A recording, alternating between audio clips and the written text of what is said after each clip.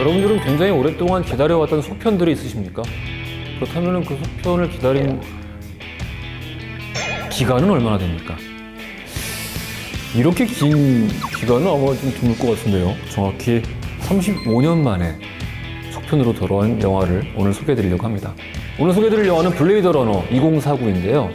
아마 이 방송 소개될 쯤에는 영화가 개봉한 지 한 1, 2주 정도 됐을 것 같아요. 그러니까 스포일러 민감도를 한 50% 정도로 좀 이렇게 조절을 해서 오늘은 아주 결정적인 단서를 빼고는 편하게 좀 얘기를 해볼 수 있는 시간이 되지 않을까 싶습니다. 인간과 리플리컨트가 혼재된 2049년. Humanity cannot survive. Replicants are the future of the species, but I can only make so many. 이상행동을 하는 리플리컨트를 쫓던 블레이드 러너 K는 리플리컨트와 자신을 둘러싼 비밀을 알게 되는데요. If this gets out, we've bought ourselves a war.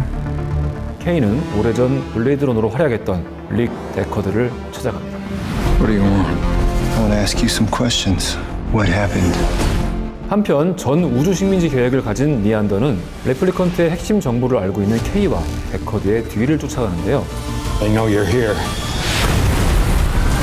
무려 35년 만에 다시 돌아온 SF의 파이브. The future of the species is finally unearthed. 영화 블레이드 러너 2049입니다.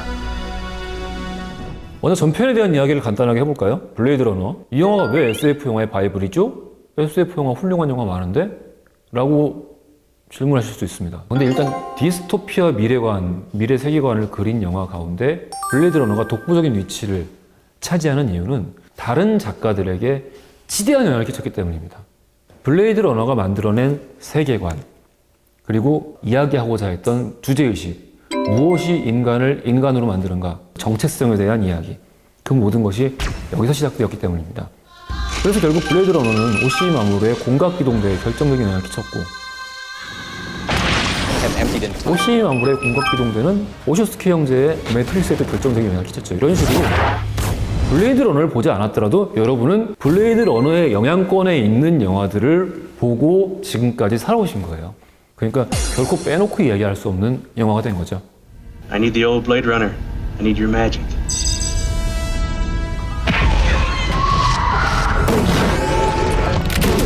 블레이드 러너 처음 등장했을 때는 혹평을 받았습니다.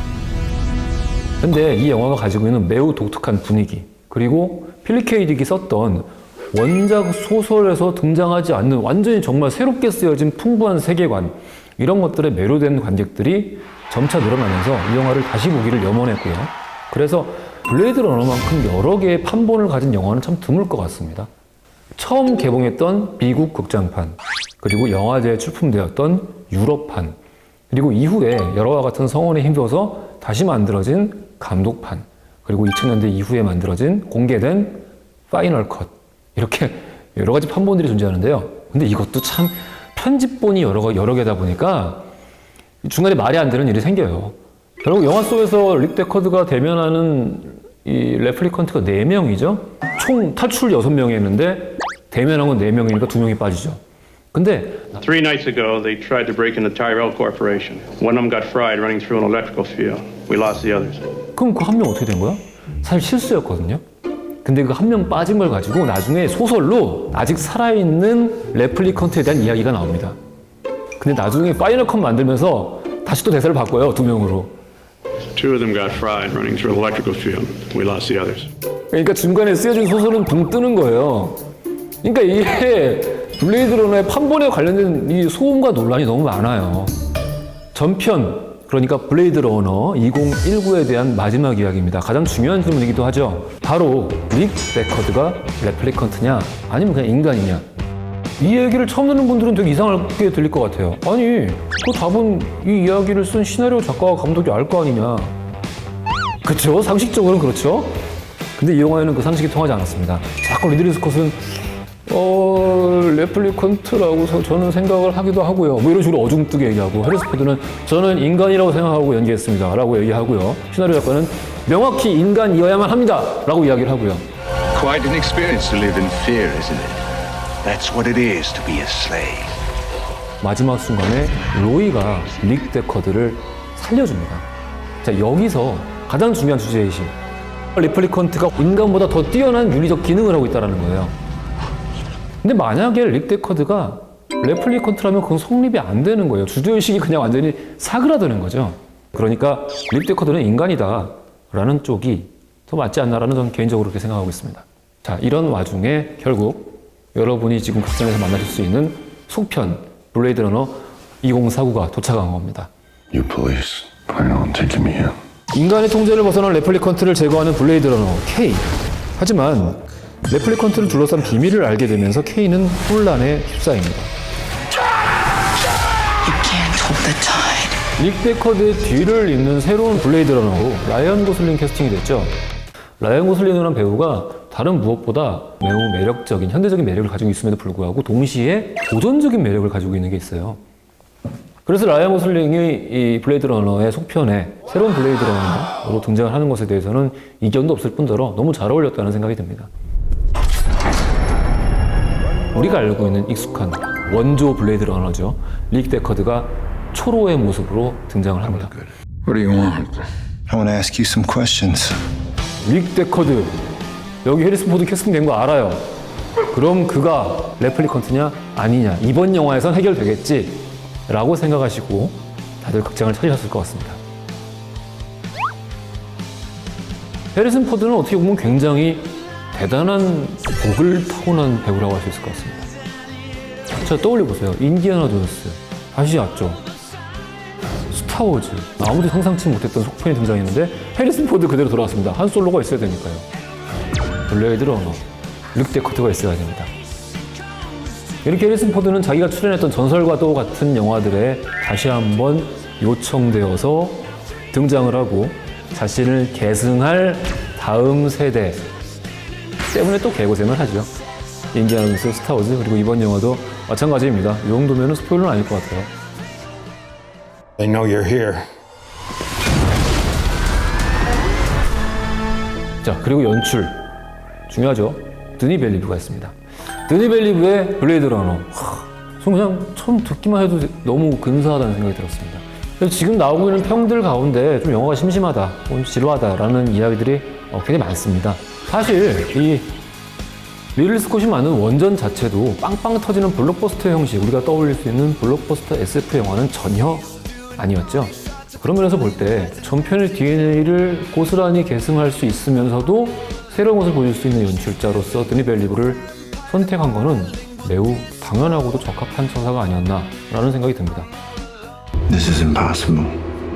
원전의 주제의식을 훼손하지 않으면서 만들 수 있는 가장 극강의 완성된 꼴이 아닌가라는 생각도 들어요. 드니 벨리브 정말 빠른 속도로 성장한 것 같아요. 그을린 사랑을 처음에 영화제에서 봤을 때 이제 충격을 받았고, 그 이후에 이제 우리가 알고 있는 여러 가지 영화들이 등장을 하죠. 시카리오. 이야. 그리고 그 이후에 컨택트. 그리고 이제 블레이드 러너인 거예요. 블레이드 러너 이후에는 놀랍게도 듄을 영화화하기로 되어 있습니다. 과연 프랭크 버티의 듄을 드니 벨리브가 어떤 방식으로 완성해낼지 너무 궁금합니다. 일단 그래서 이 프로는 그때까지는 하는 걸로. We have to go. I'm coming with you. 블레이드 러너 2049에는 결정적인 치명적인 약점 하나가 있습니다. 이 영화에는 로이가 없습니다. 그러니까 전편에서 룻거 와우 같은 존재의 무언가가 없어요. Nothing the god of biomechanics wouldn't let you in heaven. 룻거 와우가 연기한 로이라는 그 정말 그 어마어마한 존재감을 가진 빌런 때문에 영화가 굴러갑니다. 저도 처음에 계속 그런 이상한 기분이 자꾸 드는 거예요. 이거 너무 분위기도 완벽하고 연기도 다들 잘하고 전편의 주제의식 다 계승하고 다 좋은데 왜 뭔가 좀 빠져있지? 뭐가 빠져있는 거지? 로이가 빠져있어. 룻거 와우가 없는 거예요.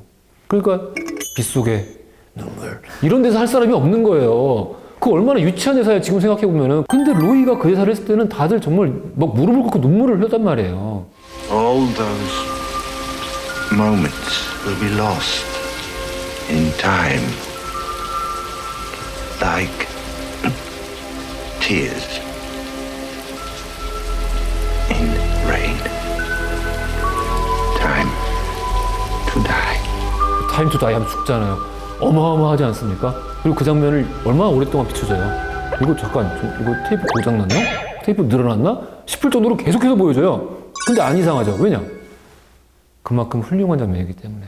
그런 훌륭한 장면을 연기해낼 수 있는 배우, 그리고 캐릭터가 없기 때문에 그래서 좀 심심하게 느끼셨던 게 아닐까라는 생각이 듭니다. 하지만 돌아와서 기쁩니다. 블레이드 러너. We were being hunted. By who?